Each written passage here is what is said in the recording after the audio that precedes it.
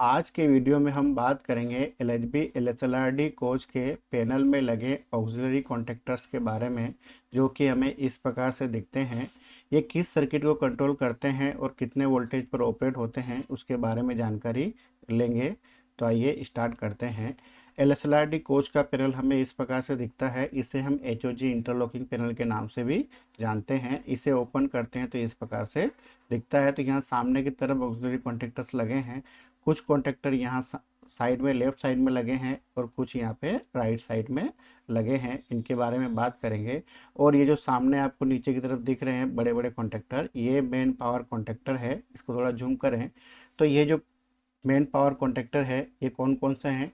तो सबसे पहले अगर हम बात करें तो ये एच ओ जी ए के लिए है, ये H O G B K, यानी H O G A power contactor है, ये H O G B power contactor है। देखो ये ए साइड है, ये बी साइड है। तो H O G A, H O G B main contactor, उसके अलावा फीडर ए मेन कॉन्टैक्टर है, ये फीडर बी मेन कॉन्टैक्टर है, ये बीच में बस कपलर है, और ये ए साइड से वर्किंग और नॉन वर्किंग पावर कॉन्टैक्टर है, और ये बी साइड से वर्किंग और नॉन वर्किंग पावर कॉन्टैक्टर है। इसमें केवल एच ओ जी ए और एच ओ जी बी जो कॉन्टैक्टर है ये 415 पे ऑपरेट होते हैं। बाकी जितने भी कॉन्टैक्टर है, बस कपलर, फीडर ए, फीडर बी और वर्किंग नॉन वर्किंग कॉन्टैक्टर, ये सभी 110 वोल्ट पे ऑपरेट होते हैं। अब ये जो मेन कॉन्टैक्टर है इनको ऑपरेट करने के लिए अलग से ऑक्सिलरी कॉन्टैक्टर भी लगाए हैं, जो कि हमें इस प्रकार से दिखते हैं, है ना। और किसी किसी पैनल में हमें इस प्रकार से भी दिखते हैं।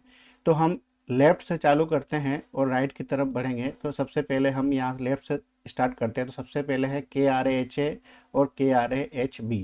तो देखो नाम से ही पता चल रहा है कि ये आर ए के कंट्रोल कॉन्टैक्टर है ना। Are A H O G A और ये R A H O G B की तरफ से है। आर ए का मतलब होता है रियर अटैच, यानी कि L S L R D के पीछे अगर कोई कोच लगाया है और उसको अगर सप्लाई देना होता है तब इन कॉन्टैक्टर का ऑन होना जरूरी है ना। तो इसलिए के आर एच ए साइड से कंट्रोल कॉन्टैक्टर है और ये आर ए बी का कंट्रोल कॉन्टैक्टर है। उसी प्रकार से के एट और के नाइन ये H O G control contactor है। ये H O G A control contactor है, ये H O G B control contactor है। इसका मतलब ये है कि जब हमको एच ओ जी सप्लाई लेना है तो जो हमारी ऑन कमांड जाती है ये उसके सर्किट में लगे हैं। के एट और के नाइन बंद होंगे तभी हमारी ऑन कमांड लोगों की तरफ बढ़ेगी। अगर ये किसी वजह से ऑन है तो हमको ऑन ऑन मतलब कि एच ओ जी सप्लाई नहीं मिल पाएगी, क्योंकि हमारी ऑन कमांड नहीं जाएगी। और ये सब चारों जो है 24 वोल्ट पे ही ऑपरेट होते हैं। जैसे कि पावर कार में एच के 10 और एच के 12 है, उसी प्रकार से ये L S L R D में के एट और के नाइन के नाम से H O G control contactor है। के 10 और के 11 ये बस कपलर कंट्रोल कॉन्टैक्टर है, यानी कि जब बस कपलर जो है उसको ऑपरेट करना है तो उसके लिए जो है ये कंट्रोलिंग कॉन्टैक्टर है के 10 और के 11। के 12 ये फीडर ए कंट्रोल कॉन्टैक्टर है। के 13 फीडर बी कंट्रोल कॉन्टैक्टर है।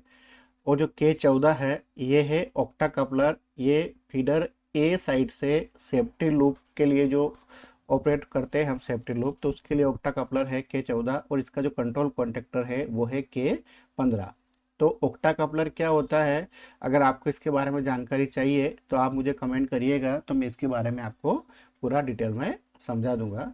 तो ये ऑक्टा कपलर है और ये इसका कंट्रोल कॉन्टैक्टर है। तो ये दोनों क्या हो गए, के 14 और के 15 सेफ्टी लूप ए कंट्रोल के लिए है। के 16 ये फीडर ओवरलोड रिले के लिए है, या फीडर ओवरलोड कंट्रोल कॉन्टैक्टर है। तो देखो यहाँ पे देखा आपको आपने कि ये जो रिले लगी है F O L feeder overload relay, तो इसकी वजह से वो ऑपरेट होता है ना। और ये इसके बगल में जो है फीडर अर्थ लीकेज रिले लगी हुई है। तो जो एफ ओ एल है ये के 16 जो है ये इसके लिए लगी है, यानी कि वो ऑपरेट होगी तो के 16 कंट्रोल कॉन्टैक्टर जो है ये ऑपरेट होता है। ठीक। अभी के 17 ये फीडर बी साइड से सेफ्टी लूप के लिए ऑक्टा कपलर है, और के 18 जो है इसी का जो है वो कंट्रोल कॉन्टैक्टर है। यानी के 17 और के 18 जो है फीडर बी सेफ्टी लूप के लिए कंट्रोल कॉन्टैक्टर है।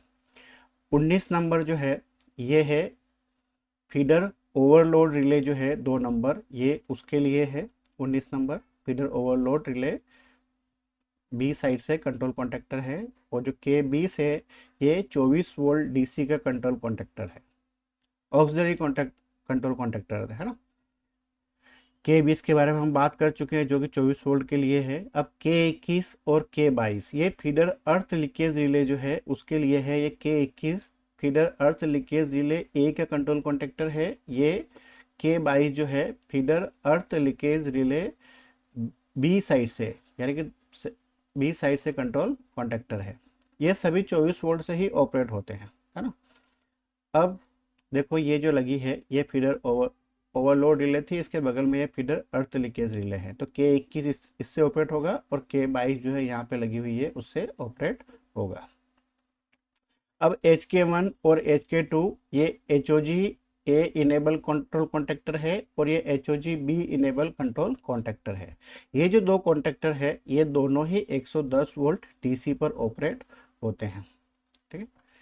K25 ये हुटर कंट्रोल कॉन्टेक्टर है ए और बी साइड से, हुटर कंट्रोल कॉन्टेक्टर।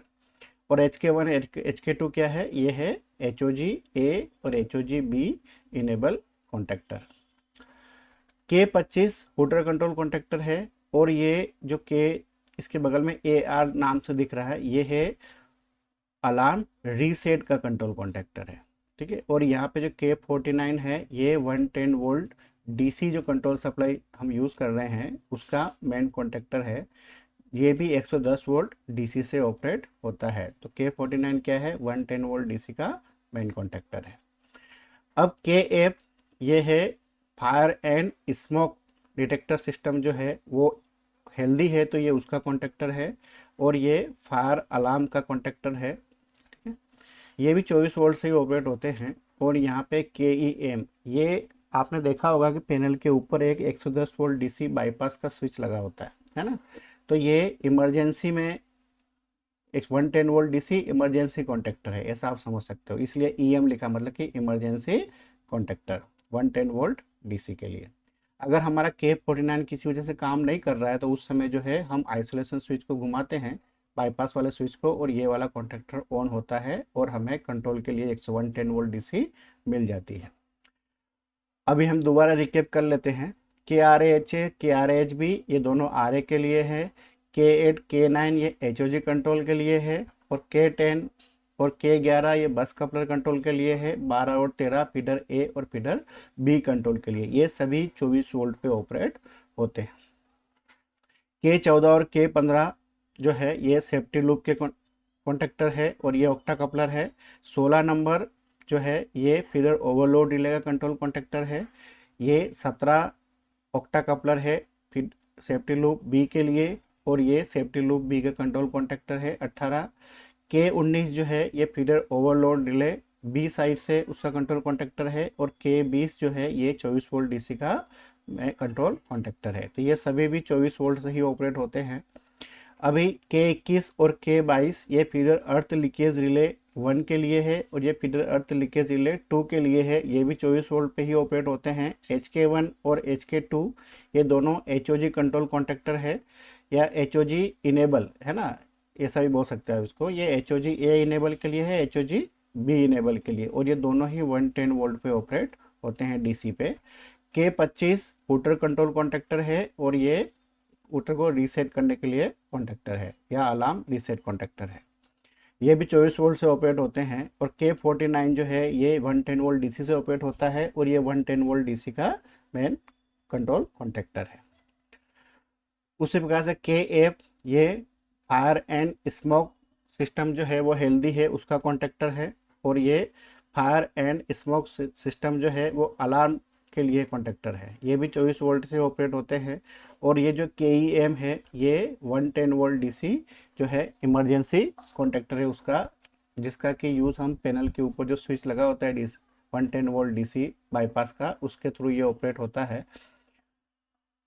और इसके अलावा भी देखा होगा आपने पैनल जो है इसके लेफ्ट साइड पे है ना, यहाँ पे भी कुछ कॉन्टेक्टर लगा है। तो देखो ये जो फीडर ए जो कॉन्टेक्टर है ये इसका ऑक्सिलरी कॉन्टेक्टर है। इसको थोड़ा जूम करें तो इस प्रकार से दिखता है। तो देखो इसके ऊपर लिखा है K01 स्टार और किसी के ऊपर लिखा होगा K1X है ना। तो ये सेम ही है, किसी किसी कंपनी के पैनल में K1X लिखा है, किसी किसी में K01 करके स्टार लगाया हुआ है। तो जो फीडर ए कॉन्टेक्टर है ये उसका कंट्रोल ऑक्सिलरी कॉन्टेक्टर है, ठीक है, K01 जो कि यहाँ पे पैनल में लेफ्ट साइड पे लगा होता है। अभी यहाँ पे बात करें तो पैनल में राइट साइड पे यहाँ पे दो कॉन्टेक्टर लगे हैं। देखो इसके ऊपर लिखा है K02 स्टार और K03 स्टार। तो किसी किसी पैनल में क्या लिखा होगा, K02X, K03X या K3X और K2X। तो ये जो दोनों कॉन्टेक्टर है, ये अगर 2 की बात करें तो ये K02 हमारा बस कपलर है, तो ये बस कपलर को जो है कंट्रोल करने के लिए उसका ऑक्सिलरी कॉन्टेक्टर है। और ये जो K03 है एक्स या K03 स्टार, ये फीडर बी जो कॉन्टेक्टर है उसका ऑक्सिलरी कॉन्टेक्टर है। ऑक्सिलरी कॉन्टेक्टर का मतलब ये है कि जब तक ये दोनों ऑपरेट नहीं होंगे या ये जो ऑक्सिलरी कॉन्टेक्टर ऑपरेट नहीं होगा तब तक हमारे फीडर कंट्रोल और बस कपलर फीडर और बस कपलर कॉन्टेक्टर ऑपरेट नहीं होते हैं। तो हमारा ये जो ऑक्सिलरी कॉन्टेक्टर है इनका ऑपरेट होना बहुत ज़रूरी है। यह जब तक ये ऑपरेट नहीं होंगे तब तक हमारे जो मेन फीडर ए और फीडर बी कॉन्टेक्टर है वो ऑपरेट नहीं होते हैं। इसीलिए इनको हम बोलते हैं, इधर फीडर ए के लिए ऑक्सिलरी कॉन्टेक्टर है और ये फीडर बी के लिए ऑक्सिलरी कॉन्टेक्टर है और एक जो है बस कपलर के लिए ऑक्सिलरी कॉन्टेक्टर है। देखो किसी किसी पैनल में मैंने आपको बताया ना K2X, K3X भी लिखा है, तो ये वही है। जैसे यहाँ पे K03 स्टार है, K02 स्टार है। एक दूसरे पैनल पे मैंने फोटो लिया है तो यहाँ पे K2X लिखा है, K3X लिखा है, तो ये वही ऑक्सिलरी कॉन्टेक्टर है।